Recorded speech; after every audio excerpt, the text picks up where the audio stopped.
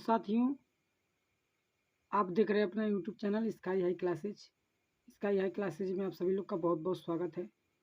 Students, पिछले video में हम लोग देख चुके थे क्लास 9 पार्ट नंबर 1, जिसमें हम आप लोग को बताए थे कि अंक किसे कहते हैं और संख्या किसे कहते हैं। अंक का परिभाषा बताया गया था और संख्या का परिभाषा बताया गया था।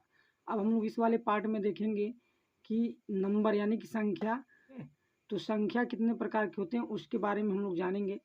तो यहाँ पे देखिए, सबसे पहले संख्या का हमने 2 पार्ट बनाया हुआ है।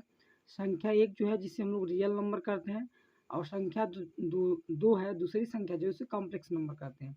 ठीक है, तो इसमें हम लोग बारी बारी से दोनों संख्याओं के बारे में जानेंगे कि कौन सी संख्या क्या है और किसको क्या कहते हैं। समझ में आ रहा है? 2 संख्या होती है। संख्या कितने प्रकार की होती है? तो संख्या 2 प्रकार की होती है।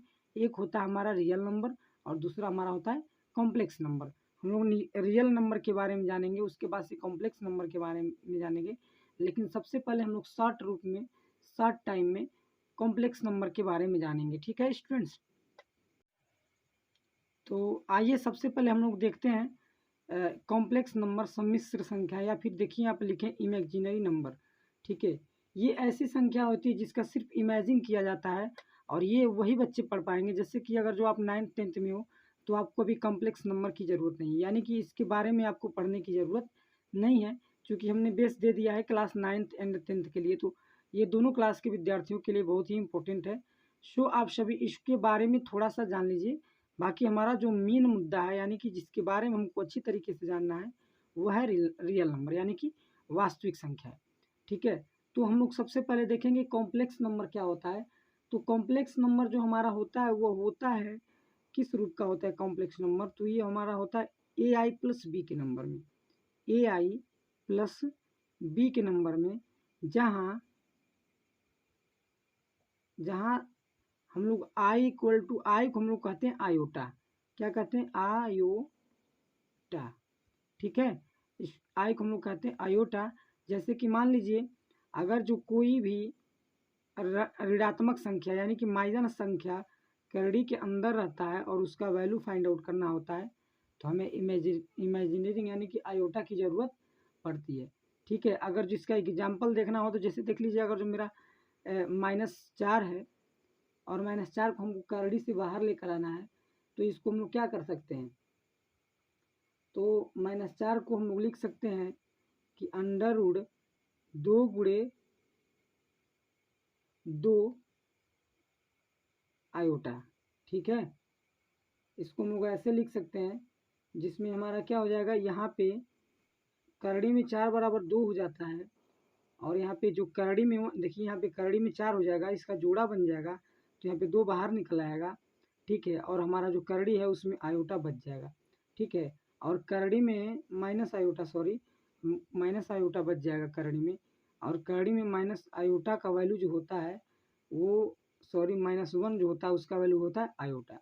ठीक है, तो इसके बारे में हम लोग को जानने की ज़रूरत नहीं है, ये आप लोग थोड़ा सा जान लीजिए, यही बस है। बाकी हम लोग नेक्स्ट बारे में समझते हैं, उसके बाद से हम लोग समझेंगे रियल नंबर किसे कहते हैं।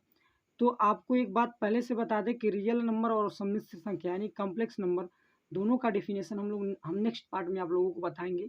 आप इस वाले पार्ट में बस इनके बारे में जान लीजिए, थोड़ा जानकारी दी जाएगी। समझ में आ रहा है? तो देखिए, जो रियल नंबर होता है, वास्तविक संख्याएं जो होती हैं, ये 2 प्रकार की होती हैं। ठीक है, रेशनल नंबर और इरेशनल नंबर, यानी कि परिमेय संख्या और अपरिमेय संख्या। अब हमें यहाँ देखना यह है कि परिमेय संख्या क्या होता है और अपरिमेय संख्या क्या होता है। तो जो हमारा परिमेय संख्या होता है, यह जो होता है परिमेय संख्या, ये हमारा होता है P/Q के रूप में। समझ में आ रहा है ना? जो हमारी परिमेय संख्या होती है, तो परिमेय संख्या का जो डिफिनेशन होता है, तो ये होता है P/Q के रूप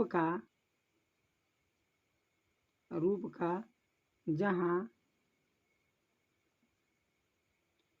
Q is not equal to 0, जहाँ Q हमारा 0 के बराबर नहीं होना चाहिए। ठीक है स्टूडेंट्स, हमारा Q जो 0 के बराबर नहीं होना चाहिए।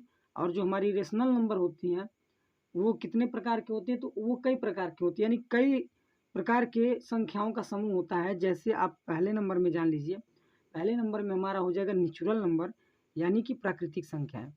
क्या हो जाएगा जी? नेचुरल नंबर, जिसका हिंदी हो जाता है प्राकृतिक संख्या। क्या हो जाता है?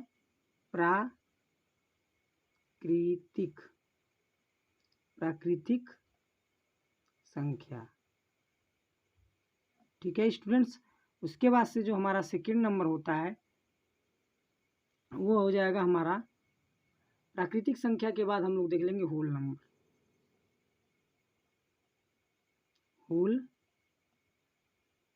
नंबर। ठीक है, और होल नंबर जो होता है वो होता है पूर्ण संख्या।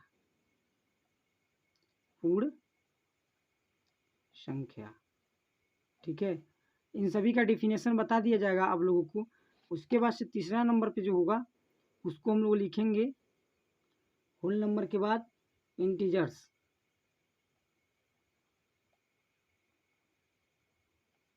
इंटीजर का जो हिंदी होता है वो होता है पूर्णांक।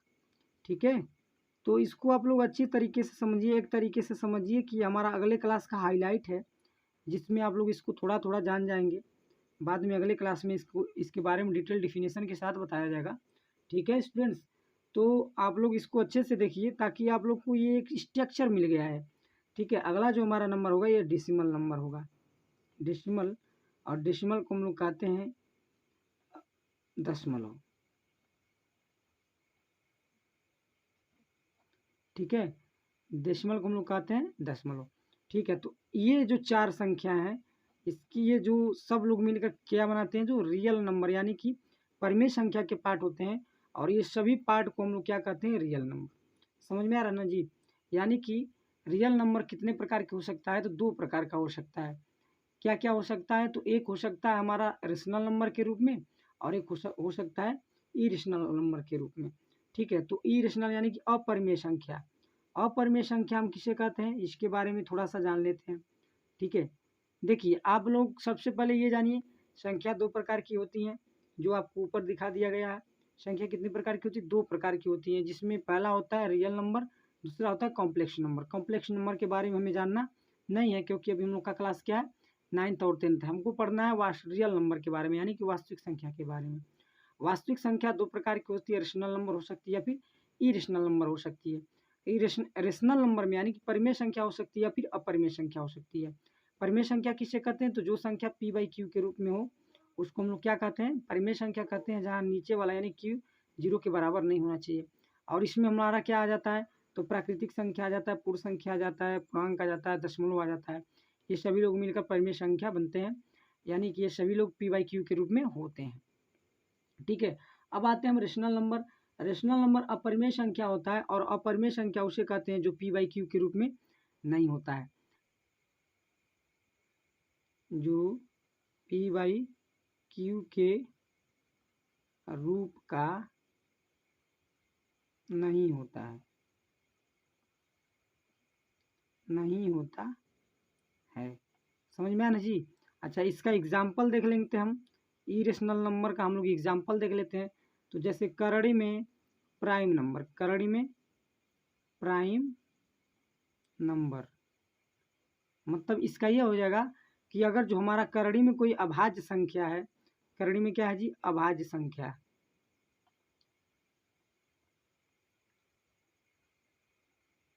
ठीक है, करड़ी में यदि हमारा कोई अभाज्य संख्या है तो उसको हम लोग क्या बोलेंगे कि वह अपरिमेय संख्या है। अभाज्य संख्या का तात्पर्य यह है कि जैसे हमारा करड़ी में 5 हो गया, यह क्या है, अपरिमेय संख्या है। समझ में आया? एक तो हमारा यह होना चाहिए, अभाज्य संख्या होना चाहिए, तब वो क्या कहलाएगा, अपरिमेय संख्या कहलाएगा। दूसरा नंबर क्या होना चाहिए, दूसरा नंबर हमारा ये होता है कि non terminating number. Non terminating number, non terminating,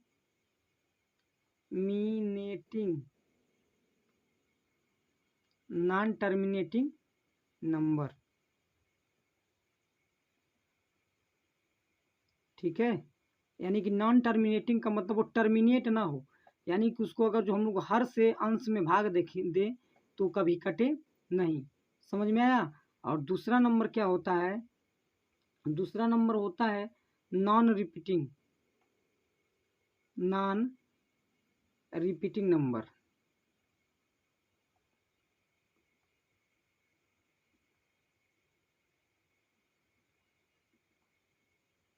ठीक है, तो सॉरी ये तीसरा नंबर होगा हमारा।